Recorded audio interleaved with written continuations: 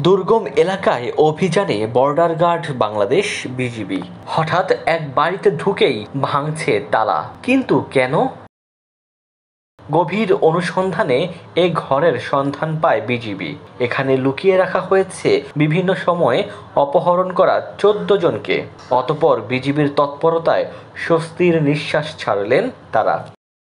BGB জানায়, টেকনাফ ও আশপাশের এলাকায় দীর্ঘদিন ধরেই মানব পাচার ও অপহরণের মতো অপরাধ সংঘটিত হয়ে আসছে।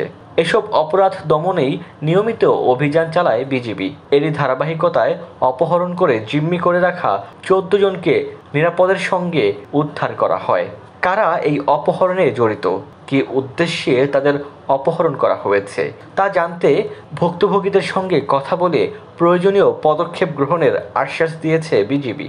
আজকের এই অভিযান পরিচালনা, যেখানে আমরা দীর্ঘদিন যাবৎ ১৪ জন বাংলাদেশি নাগরিককে বিভিন্ন জায়গা থেকে অপহরণ করে এখানে আটকে রাখা হয়েছিল, এবং সেই সূত্র অনুযায়ী আমরা তথ্য অনুযায়ী অভিযান পরিচালনা করে ১৪ জনকেই সুস্থ শরীরে উদ্ধার করতে সক্ষম হয়েছে। যারা ভুক্তভোগী তাদের সাথে বিস্তারিত কথা বলে আইনসঙ্গত ব্যবস্থা গ্রহণের পাশাপাশি আমরা তাদের কাছ থেকে প্রাপ্ত তথ্যপত্রের ভিত্তিতে সেটা চুলচারা বিশ্লেষণ সাপেক্ষে এই অভিযান পরিচালনা করব, এবং আশা করি যে পরবর্তীতে আমরা যারা এই চক্রের সাথে জড়িত এবং মূল আসামি এদের সবাইকে আমরা খুঁজে বের করতে সক্ষম হব।